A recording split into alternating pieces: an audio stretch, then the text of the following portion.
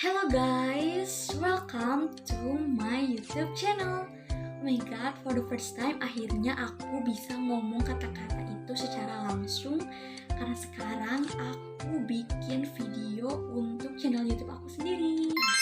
Sebelumnya, aku punya pantun nih buat kalian, yaitu bila datang tinggalkan pesan, bila pulang bawakan sesuatu.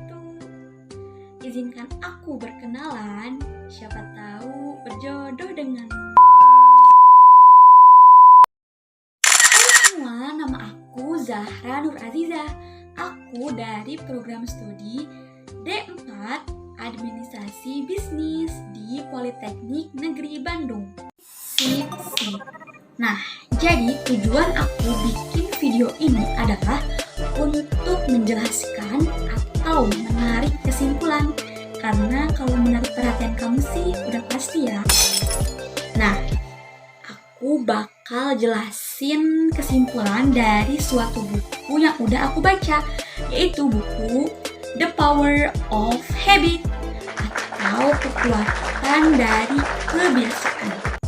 Nah, buku The Power of Habit ini diterbitkan pada tahun 2019 yang menjelaskan dahsyatnya suatu kebiasaan. Nah, di dalam buku ini kita akan membahas tentang alasan kebiasaan terbentuk, unsur-unsur suatu kebiasaan, dan cara mengubah kebiasaan baik dalam individu, organisasi, maupun suatu komunitas. Nah, lalu siapa sih yang menulis buku sehebat dan sekeren ini? Buku ini ditulis oleh Charles Duhigg, yaitu seorang reporter di New York, dan tentunya ia sudah mendapatkan berbagai penghargaan seperti National Academy of Science, National Journalist, dan menjadi anggota tim finalis hadiah Pulitzer 2009. Lalu, buat siapa sih buku ini cocok untuk dibaca? Yang pertama adalah para pemimpin yang ingin meningkatkan kemampuannya atau meningkatkan organisasi dan komunitasnya. Yang kedua, untuk siapapun yang ingin mengubah kebiasaannya menjadi suatu potensi untuk mencapai keberhasilan. Oke, sebelum kita masuk ke pembahasan yang utama, di sini aku bakal ngasih tahu fakta baru yang baru aku dapat setelah membaca buku ini. Apa sih fakta barunya? Nah, langsung aja ya. Jadi, sebenarnya hal-hal kecil atau kegiatan-kegiatan yang kita lakukan setiap harinya bukanlah suatu keputusan yang telah kita pertimbangkan dengan baik, tapi itu muncul dari kebiasaan yang telah kita lakukan dalam waktu yang relatif lama. Jadi sebenarnya kita tuh gak terlalu banyak mengambil keputusan dalam kehidupan sehari-hari kita, karena mungkin kita juga udah cukup lama ya hidup di dunia ini, sehingga kita hanya mengambil pola-pola yang sebelumnya telah kita lakukan. Nah, pola-pola sebelumnya itu membentuk suatu pemikiran, keputusan, dan rutinitas, sehingga kita lakukan terus-menerus atau berpola gitu secara berulang-ulang. Selain fakta itu, aku juga bakal ngasih tahu dulu tentang rumusan masalah dari buku The Power of Habit ini. Yang pertama adalah, kenapa sih kebiasaan itu bisa muncul dalam diri kita? Yang kedua, bagaimana sih cara kita membangun kebiasaan-kebiasaan baru? Yang ketiga, mengapa perubahan kebiasaan itu bisa terjadi? Yang keempat, mengapa peran dari tekad itu sangat dibutuhkan dalam merubah suatu kebiasaan? Dan yang paling penting adalah bagaimana cara kita menyusun rencana untuk membuat atau membentuk suatu kebiasaan yang baru, yang positif untuk bisa mencapai suatu kesuksesan atau keberhasilan. Kalian tahu gak sih kalau proses kebiasaan yang ada dalam otak kita ini terbentuk menjadi sebuah lingkaran yang memiliki 3 tahap. Tahap yang pertama adalah tanda, yang kedua adalah rutinitas, dan yang ketiga adalah ganjaran. Nah, 3 tahap ini bisa juga disebut sebagai prinsip kebiasaan. Oke, kita bahas satu-satu ya. Yang pertama adalah tanda. Nah, tanda ini merupakan suatu pemicu yang memberitahu otak kita untuk melakukan suatu hal. Nah, suatu hal ini bisa kita sebut sebagai rutinitas. Nah, jadi setelah melihat tanda tadi, hal apa sih yang kita akan lakukan? Nah, rutinitas ini bisa dilakukan dalam kegiatan fisik, emosional, maupun mental ya. Oke, yang ketiga adalah ganjaran, yaitu hal apa sih yang bakal kita dapetin setelah kita melakukan suatu hal atau rutinitas tadi itu. Oke, aku bakal nyontohin kegiatan yang membentuk proses 3 tahap lingkaran tadi ya, yaitu tentang menggosok gigi. Nah, yang pertama adalah tanda nih. Misalnya kita melihat bahwa gigi kita itu menguning. Nah, dari tanda gigi kuning tadi, kita akan melakukan suatu hal, yaitu menggosok gigi. Nah, tentu ya dalam menggosok gigi itu kita akan mendapatkan ganjaran, yaitu pasti gigi kita akan memutih.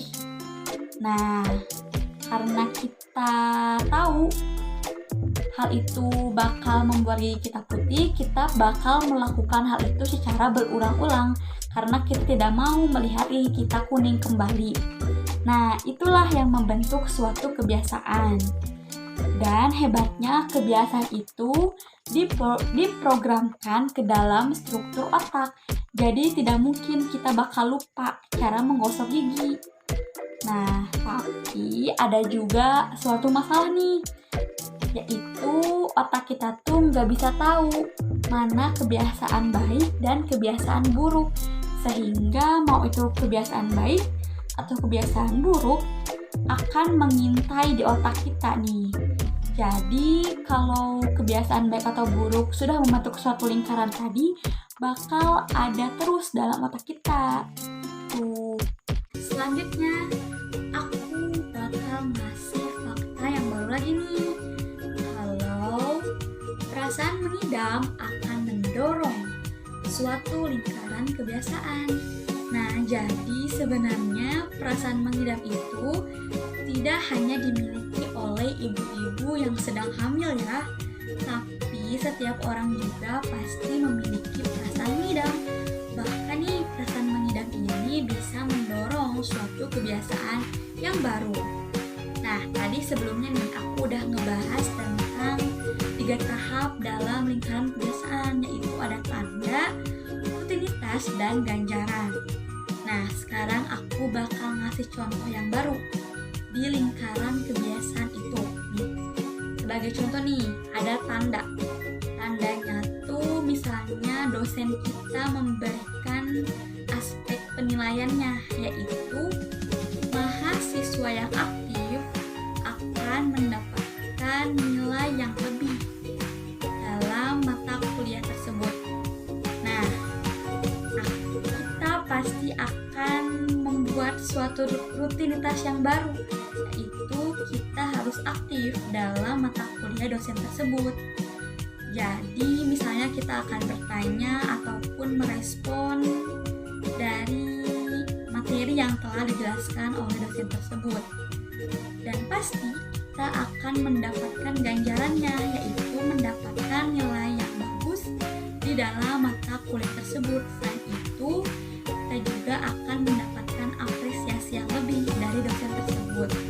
Nah, karena kita sudah mendapatkan ganjaran tadi, yaitu mendapatkan nilai yang bagus dan mendapatkan apresiasi yang baik, maka itu akan memunculkan perasaan mengidam untuk terus-menerus aktif dalam mata kuliah dosen tersebut. Nah, itulah yang kita sebut sebagai mengidam, mendorong suatu lingkaran kebiasaan.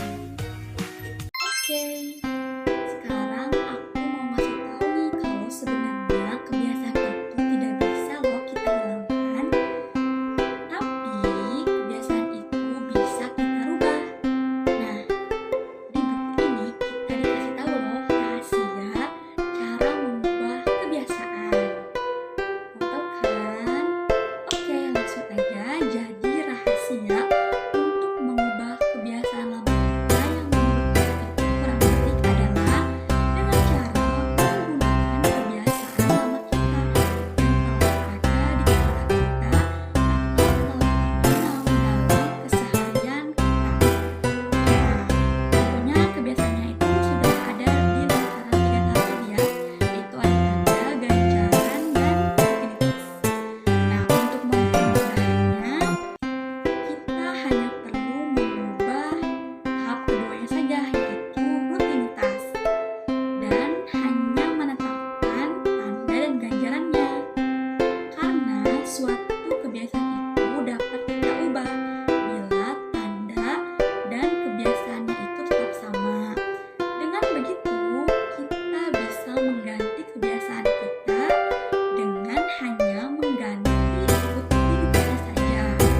Oke, sebagai contoh misalnya, aku ingin mengubah suatu kebiasaan yang menurutku kurang baik, yaitu memainkan handphone terlalu lama. Oke, jadi kita tahu bahwa tandanya itu adalah misalnya kita memiliki waktu yang luang nih. Nah, sehingga kita punya rutinitas untuk mengisi waktu luang itu, yaitu memainkan handphone. Dan ganjarannya adalah kita sedikit melakukan hal yang bermanfaat gitu dalam mengisi waktu luang itu. Nah, tanda dan ganjarannya itu tidak perlu kita rubah. Yang kita rubah adalah rutinitasnya. Nah, biasanya kan kita hanya scroll sosial media atau melihat-lihat konten yang tidak terlalu penting gitu.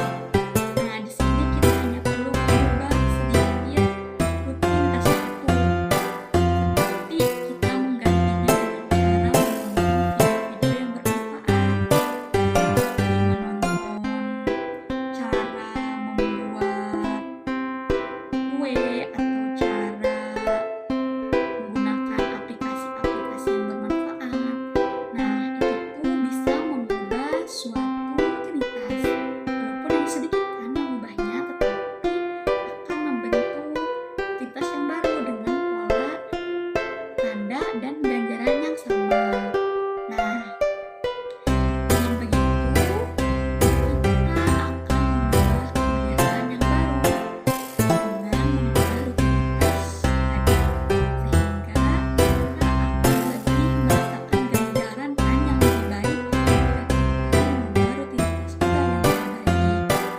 Namun, sedikit waktu itu membutuhkan suatu kepercayaan bahwa kita bisa mengubah rutinitas itu untuk mengubah kebiasaan. Nah, kepercayaan itu juga akan timbul dari pengalaman bahwa kita telah bisa mengubah suatu rutinitas tadi dan tetap mendapatkan ganjaran yang sama. Bahkan ganjarannya itu lebih baik dari ganjaran rutinitas kita sebelumnya. Dalam buku ini aku juga menemukan suatu quotes yang sangat memotivasi kita untuk bisa mengubah kebiasaan yang dikatakan langsung oleh sang penulis, yaitu Charles Duhigg. Dia berkata bahwa meskipun kebiasaan sudah ditanamkan di dalam benak kita, namun kebiasaan itu bukanlah takdir. Kita bisa memilih kebiasaan kita, dan kebiasaan manapun bisa kita ubah, asalkan kita tahu bagaimana kebiasaan itu berfungsi. Nah, selanjutnya kita akan membahas seberapa penting kekuatan tekad itu sih. Jadi, kekuatan tekad merupakan satu-satunya kunci yang paling penting dalam keberhasilan individu ketika ia ingin mengubah kebiasaannya. Pada tahun 1980, muncul teori yang diterima secara umum bahwa kekuatan tekad merupakan suatu keahlian yang bisa dipelajari. Akan tetapi pada tahun 1990, Mark Manson menemukan bahwa kekuatan tekad bukan hanya sekadar keahlian, tetapi kekuatan tekad sama halnya seperti kekuatan otot, seperti otot lengan ataupun otot kaki, di mana kekuatan tekad bisa lelah jika melakukan pekerjaan yang cukup berat. Nah, apabila kita ingin melakukan sesuatu yang membutuhkan kekuatan tekad, misalnya olahraga setelah kerja, maka kita harus menghemat otot kekuatan tekad pada hari itu. Akan tetapi, jika kenyataannya kita melakukan pekerjaan yang berat seperti menganalisis keuangan atau menulis surat rumit yang membosankan, maka kekuatan tekad itu akan sedikit terkuras, sehingga keinginan kita untuk berolahraga setelah pekerjaan itu akan hilang. Selain itu, para peneliti juga menemukan bahwa otot kekuatan tekad akan berkurang ketika kita menerima instruksi yang tidak ramah. Ketika kita diberi instruksi dan diperlakukan sebagai manusia, bukan sebagai robot, kekuatan tekadnya itu tidak mudah terkuras. Hal tersebut bisa berguna bagi perusahaan, di mana perusahaan bisa sekedar memberikan suatu perasaan kepada karyawan dan memberikan kendali, dapat meningkatkan energi dan fokus yang akan karyawan curahkan dalam melakukan pekerjaan tersebut. Nah, jadi kesimpulannya, jika kita ingin menumbuhkan kekuatan tekad yang penuh untuk merubah suatu kebiasaan, maka kita harus menghemat kekuatan tekad itu untuk mengubah kebiasaan baru kita. Nah, kita juga harus menganggap bahwa kebiasaan itu ada di bawah kendali kita. Jadi kita bisa meningkatkan fokus dan energi kita untuk membentuk kebiasaan baru itu. Kita ingat lagi pola lingkaran 3 tahap dalam kebiasaan. Saat kita melihat suatu tanda, maka kita akan langsung melakukan suatu rutinitas untuk memperoleh suatu ganjaran. Nah, untuk merekayasa ulang rumus tadi, kita memerlukan suatu pilihan, yaitu dengan memiliki rencana atau dalam psikologi disebut dengan niat pelaksanaan. Contohnya kita ambil dari kebiasaan penulis, yaitu makan cemilan di setiap sore. Dengan menggunakan kerangka kerja ini, tanda dia adalah kira-kira pukul 3.30 sore. Dia tahu rutinitasnya adalah pergi ke kantin, membeli cemilan, lalu memakannya. Dengan melalui coba-coba, ia berhasil mengetahui bahwa bukanlah cemilan yang ia idamkan, melainkan pengalihan perhatian sejenak dan kesempatan untuk bersosialisasi. Maka dari itu, penulis menulis rencananya, yaitu setiap hari pada pukul 3.30, aku akan berjalan ke meja teman dan mengobrol selama 10 menit. Nah, untuk memastikan ia menjalankan rencana tersebut, maka ia memasang alarm yang berbunyi pada pukul 3.30. Namun, rencana itu tidak langsung berhasil. Ada beberapa hari penulis sangat sibuk dan mengabaikan alarm dan malah membeli cemilan lagi. Namun pada hari-hari berikutnya, ketika ia memiliki tekad yang kuat dan ingin mengikuti rencana, ia merasa lebih baik ketika pekerjaan itu berakhir dengan tidak pergi ke kantin, tidak memakan cemilan, dan akhirnya dia merasa bahwa ia baik-baik saja. Pada Pada akhirnya, rutinitas itu pun menjadi otomatis. Saat itu, arlojinya hilang sehingga alarmnya tidak kembali berfungsi. Namun, tidak sadarkan diri, ia secara otomatis berkeliling pada pukul 3.30 untuk mencari rekan kerja yang bisa ia ajak obrol sekitar 10 menit. Nah, itu telah menjadi suatu kebiasaan baru yang mengganti kebiasaan untuk memakan cemilannya. Nah, dalam hal tersebut kita dapat menarik sebuah kesimpulan bahwa mengubah kebiasaan bisa menjadi lebih sulit. Namun, kerangka kerjanya adalah titik awal, yaitu sebuah rencana. Terkadang perubahan membutuhkan waktu yang lama dan membutuhkan percobaan serta kegagalan yang berulang-ulang. Namun ketika kita memahami bagaimana kebiasaan bekerja dengan mendiagnosa tanda, rutinitas, dan ganjaran, sehingga kita memiliki kendali atas keinginan untuk merubah kebiasaan tersebut. Oke, di akhir sesi ini aku akan sedikit mereview atau menarik kesimpulan dari hal-hal yang telah aku jelaskan sebelumnya. Yang pertama adalah ada 3 proses lingkaran kebiasaan dalam otak kita, yaitu ada tanda, ada rutinitas, dan juga ada ganjaran. Yang kedua, kebiasaan baru tercipta dengan menyatukan satu tanda, satu rutinitas, dan satu ganjaran.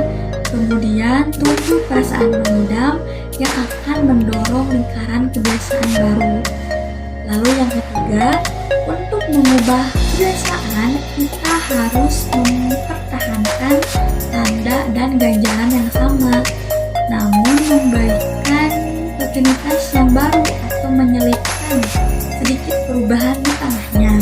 Lalu yang keempat, untuk menumbuhkan kekuatan tekad yang penuh, latihlah dengan menghemat energi kekuatan tekad pada hari itu, dan anggaplah bahwa kebiasaan itu berada di bawah kendali Anda. Nah, yang kelima, mengubah kebiasaan terkadang memang sulit, namun kita bisa membuat kerangka kerja di mana titik awalnya adalah membuat suatu rencana untuk memulainya. Oke, mungkin cukup sekian yang bisa aku sampaikan dalam mereview buku yang telah aku baca, yaitu buku The Power of Habit. Terima kasih untuk perhatiannya. Mohon maaf apabila ada kesalahan. Sampai jumpa.